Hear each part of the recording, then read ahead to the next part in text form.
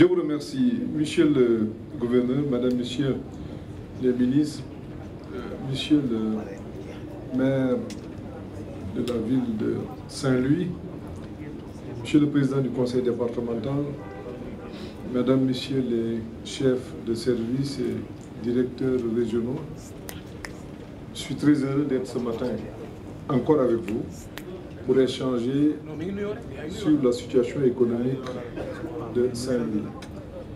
Je voudrais tout d'abord féliciter le gouverneur pour le brillant exposé qui a été fait et qui très franchement vient à son heure. Je disais hier ici, à l'entame de mon propos, que le document de planification doit être présenté au prochain Conseil des ministres. Ce qui fait que je vais m'abstenir de donner des réponses très précises en attendant la validation de la semaine prochaine ou plus tard dans 10 jours. Le travail est terminé. Mais croyez-moi, les programmes qui sont là sont intégrés pour l'essentiel. Je ne sais pas maintenant si on a les mêmes chiffres, ça je ne peux pas être affirmatif à ce niveau-là. Par exemple, le programme de réhabilitation des écoles. Oui, dès 2024, il y a une partie du budget qui va être consacrée à la réhabilitation des établissements scolaires au niveau national. Maintenant, il va rester la question de la répartition entre les différentes écoles. J'inviterai le ministre de l'Éducation nationale à ce que Saint-Louis, quand même, compte tenu du rôle historique que Saint-Louis a eu à jouer, je pense qu'un effort particulier soit fait au niveau de Saint-Louis. Donc je peux d'ores et déjà vous dire qu'au nom du gouvernement, ça sera fait. Pour ce qui concerne l'hôpital de niveau 4, c'est une question que je suis très régulièrement avec le ministre maire de Saint-Louis, parce que c'est une préoccupation très forte. Pour plusieurs raisons d'abord, pour plusieurs raisons, au-delà du fait que ça répond à un besoin, mais Saint-Louis aussi a une université, avec une faculté de médecine. Je pense que nous avons besoin aussi de mieux former nos médecins. Nous avons des professeurs qui sont sur place et qui se déploient soit à l'hôpital régional de Saint-Louis, mais le cadre n'est pas approprié. Je pense que l'année dernière, on avait envisagé de faire une demande au président et de mettre des moyens au niveau de Saint-Louis, de l'hôpital régional pour sa réhabilitation. Mais finalement, le calcul économique laissé apparaître vaut mieux lancer la procédure de construction d'un hôpital de niveau 4 que de construire un hôpital et de réhabiliter en même temps l'autre. Même si l'hôpital va être, je pense, conservé. Là aussi, il faut que ça soit clair. Je pense que nous en sommes au niveau des formalités juridiques et administratives, parce que le financement est acquis. Le ministère de l'économie travaille sur ce dossier déjà qui est très avancé. Donc je veillerai à ce que, assez rapidement, que le ministre de l'économie puisse... J'en parle avec précision parce que c'est un dossier que je connais. Pour vous donner toutes les garanties, pour vous dire que c'est un dossier... Vous aurez votre hôpital de niveau 4, voilà, très bientôt, pour être direct et clair, parce que nous en sommes au niveau des formalités. Il en est de même pour la construction, parce que vous avez posé principalement deux préoccupations qui concernent l'éducation et la santé. Ça, j'ai noté ça. Il y a d'autres projets et programmes qui sont dans le document que j'ai parcouru. Mais vous avez posé des problèmes sur l'éducation et sur la santé, parce que c'est des questions qui sont déjà adressées au niveau du gouvernement. Relèvement de la subvention, oui, ça doit être fait. Je pense qu'il faut qu'on regarde ça assez rapidement. Parce que si l'hôpital aujourd'hui, en tout cas d'après ce que j'en sais, on a eu un exposé du directeur de l'hôpital, les infrastructures qui sont à ce niveau-là méritent d'être mieux entretenues. C'est vraiment la question qui a été soulevée par le directeur de l'hôpital. Donc en attendant de construire, il y a un écart, il y a un temps entre la période où l'hôpital va être construit et mis en... L'hôpital va être construit et mis à la disposition du public, et le temps où il faut entretenir l'hôpital qui aujourd'hui sert à la population de Saint-Louis. Je pense que durant cette période, il y a lieu effectivement de mettre des ressources au niveau de cet hôpital pour permettre à l'hôpital de s'acquitter correctement de ses obligations. Les autres questions, je pense que vous êtes très satisfait du programme d'infrastructure. Je pense qu'il faut féliciter le ministre des Infrastructures qui est par ailleurs maire de Saint-Louis. Je pense que globalement, au niveau national, des efforts importants ont été faits en matière d'infrastructure. Il y a encore au niveau de Saint-Louis quelques efforts à faire. Enfin, pas de Saint-Louis, mais cette fois-ci, c'est du côté de Matam, dans le Dané-Mayo. Parce que pour ce qui concerne Saint-Louis, ce qui reste, je pense que je vais pouvoir échanger tout à l'heure avec le directeur du PUDC pour voir un peu,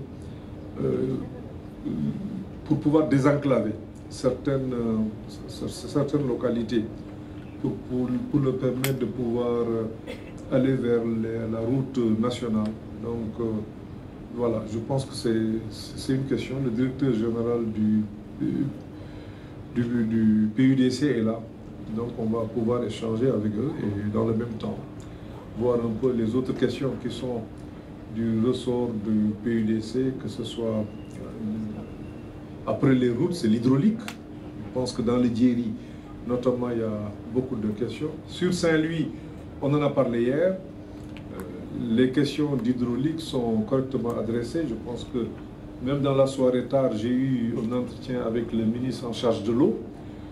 Je crois que globalement, Saint-Louis, la question est en cours d'être... Oui, c'est presque réglé. Parce qu'il y a 3 mois, sur Pikine, aucun robinet ne fournissait d'eau. Bon, depuis plus d'1 mois et demi maintenant, voire 2 mois, cette question est totalement réglée du côté de Pikine. Maintenant, il y a beaucoup de projets en cours. Hier soir, d'ailleurs, au retour, le gouverneur m'a montré l'usine en finition, parce que les travaux sont bien avancés. Je crois que globalement, bon, de ce point de vue, sur Saint-Louis, on est maintenant assez confortable. Il y a maintenant la question de l'assainissement, oui, qu'il faut encore investir au niveau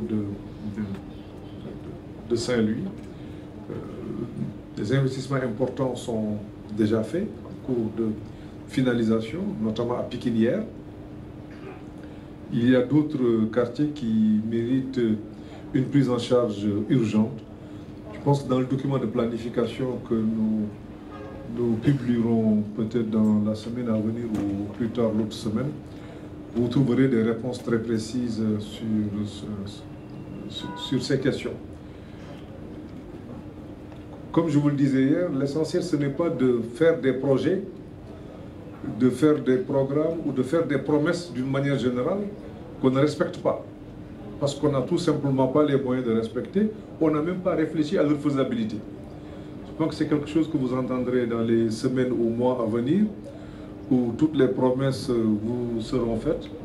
Je préfère, en tout cas, dans ce qui me concerne, pouvoir faire des promesses qui sont tenables, justifiables. Mais ce n'est pas autant de faire des promesses, mais c'est surtout de dire ce qu'on va faire, comment on va le faire et ce que ça va coûter in fine. Donc cela est extrêmement important. Sinon, il est très facile quand on est un bon serreur et qu'on ait pris un déjeuner copieux, on peut quand même se réveiller et avec... ce sera un déjeuner simple, hein, pas un déjeuner qui s'accompagne aussi avec du bissap. Alors vous voyez que... Je ne parle pas Augustin ou à Thérèse.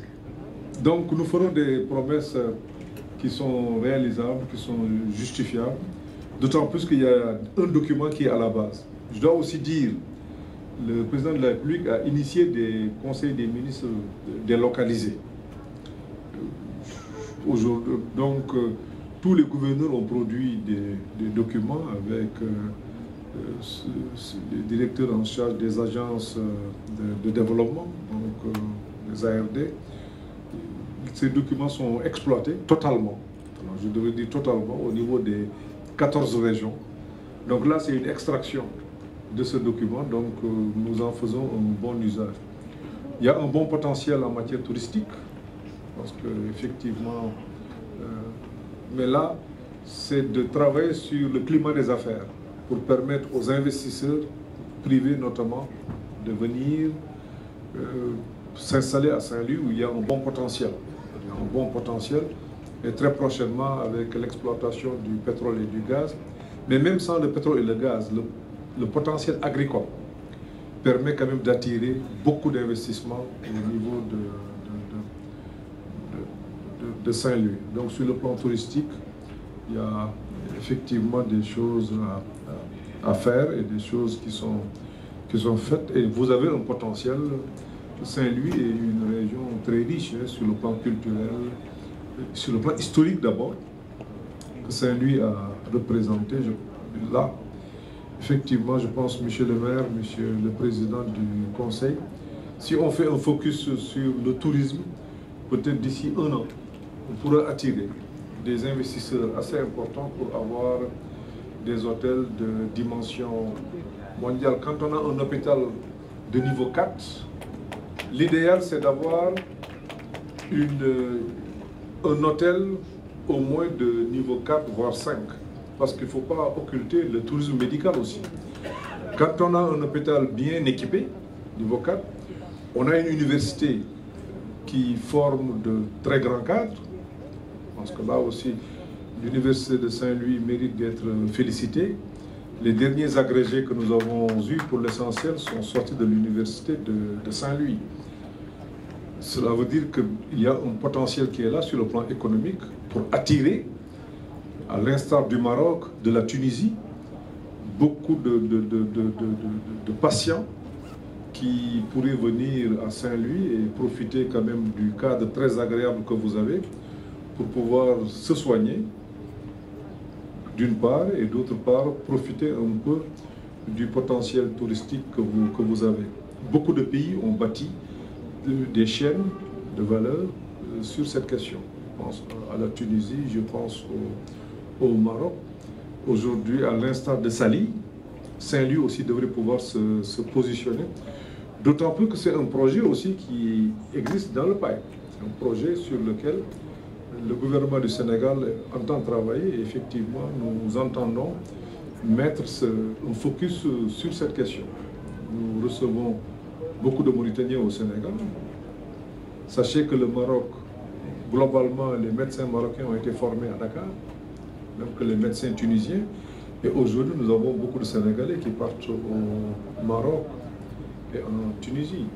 Donc, nous avons nos infrastructures de base aujourd'hui, autoroutes, à Dakar jusqu'à l'aéroport, nous avons le TR qui va poursuivre son chemin. Nous avons découvert du pétrole et du gaz au large de Saint-Louis. Donc, c'est beaucoup d'activités en perspective. Il est quand même possible, rien qu'en faisant le focus sur le tourisme, sur la santé, d'avoir quand même de très grandes capacités. Voilà un peu les programmes sur lesquels nous entendons travailler pour sortir, pour régler les questions d'emploi globalement. Et ce n'est pas une vue d'esprit, ce n'est pas quelque chose que nous pouvons, ce pas des choses qui attendront 5 ans ou 6 ans. Non, ça se fait dans 2 ans. Il est possible de le faire dans un délai de 2 ans et mettre Saint-Louis dans une autre dynamique. Ça, c'est des choses sur lesquelles nous avons déjà réfléchi et des propositions concrètes vont être faites. D'autant plus que sur le plan même fiscal. Ça, j'ai encore quelques souvenirs de mon ancien métier. Nous avons les mêmes avantages que le Maroc. C'est-à-dire que c'est quelque chose qui était en préparation. Un étranger qui séjourne, français par exemple, qui séjourne au Sénégal pendant 6 mois du fait des accords que nous avons, paye des impôts avec des cotes de 85%. C'est-à-dire que sur vos revenus, vous ne payerez que les 15%. Le Maroc l'a fait. La France et les pays européens sont très intéressés. Mais ce qui nous manque encore, c'est de ne pas avoir des capacités en termes de réception et de prise en charge de malades, notamment de malades âgés. Parce qu'il y a un bon potentiel qui est là et Saint-Louis pourrait en bénéficier. Vous verrez demain les personnes venir du Maroc ou d'autres pays, des États-Unis, de la France, ou en tout cas de l'Europe en général, venir se soigner ici et rester au Sénégal plus de 6 mois, ce qui leur permet de ne plus payer d'impôts chez eux, mais de ne payer que 15% au Sénégal. Voilà des réflexions qui sont déjà mûries et bien rangées et qui attendent d'être mises en œuvre si naturellement nous avons la confiance des Sénégalais. C'est ça aussi le plan Sénégal émergent. C'est des réflexions qui ont été faites depuis 2013-2014. Mais chaque chose en son temps. Donc, la première période, c'était le rattrapage au niveau des infrastructures. Donc ce que le président a fait est bien réfléchi, bien mûri. Je pense que de ce point de vue, les questions liées à l'électricité, les questions liées à la circulation globalement aux infrastructures sont réglées. Tout cela en mettant en œuvre une politique sociale très ambitieuse aujourd'hui. C'est la question de l'équité territoriale, tout comme la question de l'équité sociale, une question aussi qui est fondamentale. On ne peut pas construire des infrastructures et laisser le reste du pays totalement à la périphérie. Non, je pense qu'il faut faire bouger les deux vecteurs en même temps et c'est ce qui est fait. Voilà un peu, monsieur le gouverneur, je n'en dirai pas plus. Il y a beaucoup de choses à proposer, à faire. Il ne s'agira pas de faire des propositions, il y a beaucoup de choses sur lesquelles nous dirons comment on va le faire. C'est plus la question du comment qu'on va régler, c'est, je pense, ce qui fera la différence si nous avons votre confiance. Je vous remercie.